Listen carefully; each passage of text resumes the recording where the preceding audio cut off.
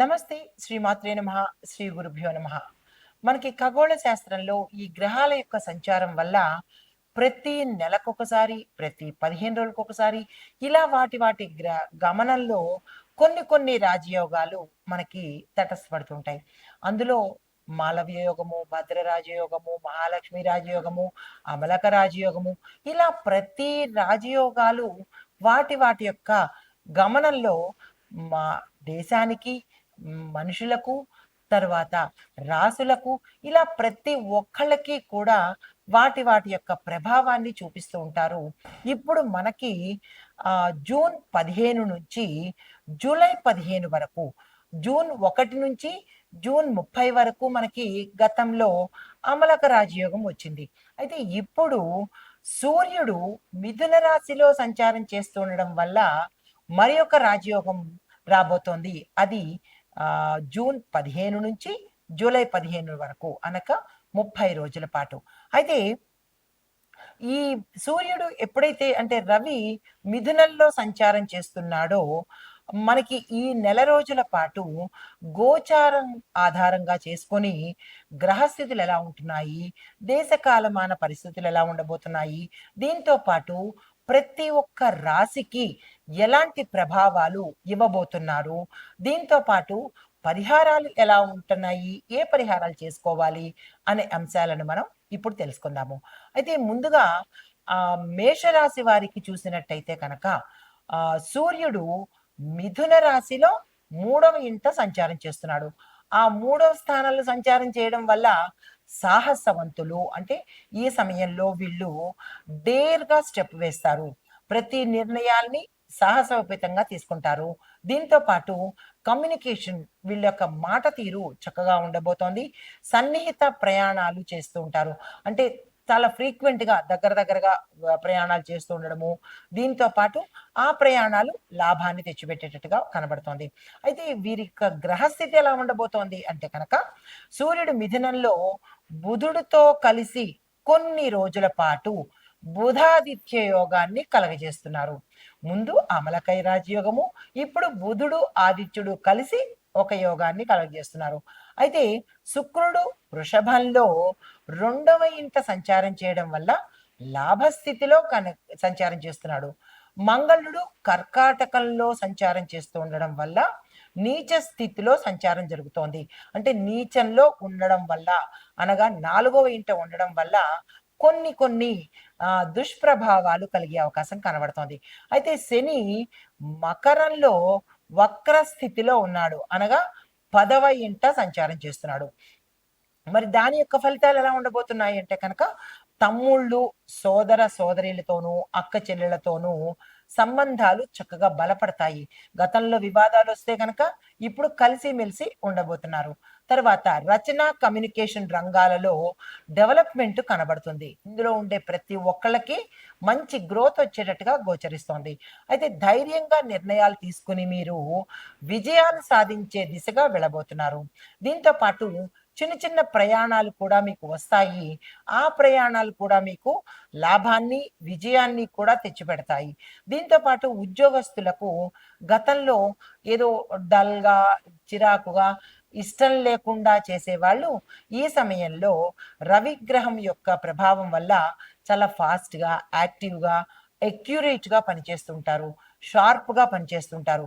ఆ పని చేయడం వల్ల మిమ్మల్ని మీ పై అధికారులు, సహచరులు కూడా చక్కగా మెచ్చుకుంటారనమాట. దాంతో పాటు మీ పదవులు కూడా మారే అవకాశం గోచరిస్తోంది. అయితే వ్యాపారులకు చూసుకున్నట్టయితే గనక మార్కెట్ రంగంలో ఉన్న వాళ్లకు విశేషమైన లాభాలు వస్తున్నాయి. దాంతో పాటు మీ యొక్క ప్రచారాల్లో అంటే యాడ్స్ ఇవ్వడంలో కానీ, మీ యొక్క వ్యాపార ప్రకటనలో కానీ లాభాలు వచ్చేటట్టుగా గోచరిస్తోంది. అయితే శత్రువుల మీద ఈ సమయంలో మీరు విజయాన్ని సాధించి శత్రువుల శాతాన్ని తగ్గించుకోగలుగుతారు. అయితే సమాజపరంగా, దేశపరంగా ఎలా ఉండబోతోంది అంటే కనుక సమాచార రంగంలో ఎక్కువగా డెవలప్‌మెంట్, గ్రోత్ కనబడుతోంది. మీడియా రంగంలో కూడా కొంత భాగము డెవలప్‌మెంట్ ఉంది. కొంత భాగము అణిచివేతకు గురి అవుతారు. అంటే కొన్ని మీడియా సంస్థలు మూతపడే అవకాశం కనబడుతోంది. అయితే రాజకీయ, న్యాయ రంగాల్లో ఎలా ఉంటుందంటే కొత్త కొత్త ప్రకటనలు, కొత్త కొత్త పథకాలు వచ్చే అవకాశం కనబడుతోంది. అయితే పత్రికలు, సోషల్ మీడియా చూసినట్టయితే కీలకమైన చేంజెస్ వచ్చే అవకాశం కనబడుతోంది. మరి దీనికి పరిహారాలు లేవా అంటే పరిహారాలున్నాయి.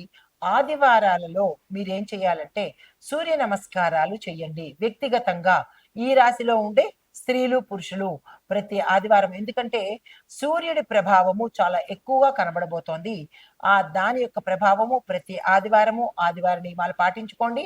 సూర్యుడికి సంబంధించినటువంటి దానాలు కానీ, స్తోత్రాలు కానీ, పారాయణలు కానీ, హోమాలు కానీ తప్పనిసరిగా చేయించుకునే ప్రయత్నం చేసుకోండి. అయితే తండ్రికి గౌరవం ఇవ్వండి. సేవ కోసము కొంత సమయాన్ని కేటాయించుకోండి.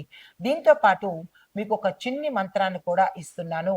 ఓం సం సూర్యాయ నమః అనే మంత్రాన్ని, లేదా ఓం ఆదిత్యాయ నమః అనే మంత్రాన్ని, చాలా చిన్నవి కదా, దీన్ని కూడా నెగ్లెక్ట్ చేయకండి. 11 సార్లు మాత్రమే చదువుకోండి, సరిపోతుంది. కానీ ఆదివారం నాడు మాత్రము మాంసాన్ని కానీ, మద్యాన్ని కానీ అలాంటివి అలవాట్లు చేసుకోకుండా ఉంటే కనుక ఈ ఒక్క రోజు మానే ప్రయత్నం చేయండి ఈ నెల రోజుల పాటు. ఎందుకంటే రవిగ్రహం అనుగ్రహిస్తే విశేషంగా ఉంటుంది, ఆగ్రహిస్తే కూడా విశేషంగానే ఉంటుంది. జాగ్రత్తలు తీసుకోండి. ఇది ఈ రాశిలో ఉండే వారికి చెప్పదగిన గోచార రీత్యా ఫలితాలు, పరిహారాలు. నమస్తే. తదుపరి రాశి మీనరాశి. ఈ మీనరాశిలో సూర్యుడు 4వ ఇంట సంచారం చేస్తున్నాడు. 4వ ఇల్లు అనగా గృహము, మాతృస్థానము. అయితే ఫలితాలు ఎలా ఉంటున్నాయంటే గృహంలో విపరీతమైన ఒత్తిడులు, గందరగోళము, మనోవ్యాధులు, దాంతో పాటు గొడవలు ఇలాంటివి జరిగే అవకాశం చాలా ఎక్కువగా కనపడుతోంది. కుటుంబంలో విభేదాలు రావడము, భార్యాభర్తల మధ్య, తల్లి కొడుకుల మధ్య, తండ్రి బిడ్డల మధ్య, దీంతో పాటు సంతానంతోనూ ఇలాగ కుటుంబంలో విపరీతమైన విభేదాలు వచ్చి విడిపోయే స్థితికి దారితీసే అవకాశం చాలా ఎక్కువగా కనబడుతోంది. జాగ్రత్తలు తీసుకోండి. అయితే తల్లి యొక్క ఆరోగ్యం పట్ల మీరు శ్రద్ధ తీసుకోవాలి, దృష్టి పెట్టాలి. వీలైతే బాగు చేయించే ప్రయత్నం తప్పనిసరిగా చేసుకోవాలి. అయితే ఆస్తి కొనుగోలు, మార్పు చేర్పులకు ఏవైనా ప్రయత్నాలు చేసుకోవాలంటే ఈ సమయంలో చేసుకోండి, కలిసి వచ్చే అవకాశం కనబడుతోంది. వాహన యోగం కూడా మీకు ఈ సమయంలో కలగబోతోంది. కానీ కొనేటప్పుడు జాగ్రత్తలు తీసుకోండి. వాహన యోగం ఉంది కదా అని గబుక్కన వెళ్ళి షాపుకెళ్ళి వాహనాలు కొనేయడం కన్నా, దాంతో పాటు మీరు కొనుక్కొని వచ్చి వెంటనే డ్రైవింగ్‌లో కూర్చోవడం కన్నా, ఒక్కసారి ఆలోచించి వాహన యోగం ఉంది కదా అని కొనుక్కునే ప్రయత్నం చేయండి. కానీ నడిపే ప్రయత్నం మాత్రం వెంటనే చేయకండి. మంచి, చెడు చూసుకొని అప్పుడు ప్రయత్నం చేసినట్టయితే మంచిది. లేదు అంటే కనుక ప్రమాదాలు జరిగే అవకాశం చాలా ఎక్కువగా గోచరిస్తోంది. జాగ్రత్తలు తీసుకోండి. అది మీ యొక్క వ్యక్తిగత జాతకంలో ఎలా ఉండబోతోంది అనేది పరిశీలన చేయించుకుని దానికి తగ్గట్టుగా ప్రయత్నం చేసుకోండి. అయితే మీకు చెప్పదగిన పరిహారాలు ప్రతి ఆదివారము తల్లికి సేవ చేయండి. ఎక్కడికో వెళ్ళక్కర్లేదు. మీ ఇంట్లో మీ తల్లికి సేవ చేసుకున్నట్టయితే కనుక రవిగ్రహము చాలా సంతోషిస్తాడు. బుధుడు కూడా చాలా ఇష్టమైన పని మాతృసేవ. ఈ పని పరిహారం చేసుకోండి. ఇది పెద్ద కష్టమైంది కాదు కాబట్టి మాతృసేవ చేసుకోండి. దీంతో పాటు గృహలక్ష్మి పూజ అంటే మీ ఇంటిలో లక్ష్మీ అమ్మవారికి తప్పనిసరిగా పూజ చేసుకోండి. చందన తాంబూలాలతో పూజ చేసుకుని అమ్మవారికి ఇష్టమైన ఏదైనా ఒక పదార్థాన్ని దానంగా ఇవ్వండి. అమ్మవారికి ఇష్టమైన పదార్థాలు పసుపు, కుంకుమ, గంధము, పువ్వులు, గాజులు, దీంతో పాటు పళ్ళు, పాలు. ఈ వీటిలో మీకు ఏవి శక్తివంతమైనవో వాటిని దానంగా ఇచ్చుకున్నట్టయితే ఆర్థిక పరమైన ఇబ్బందులు కానీ, తెలియని సమస్యలు కానీ పోగొట్టుకునే అవకాశం కనబడుతోంది. ఇది ఈ రాశిలో ఉండే వారికి చెప్పదగిన బుధాదిత్య యోగం యొక్క గోచార రీత్యా ఫలితాలు, పరిహారాలు, సూచనలు. నమస్తే.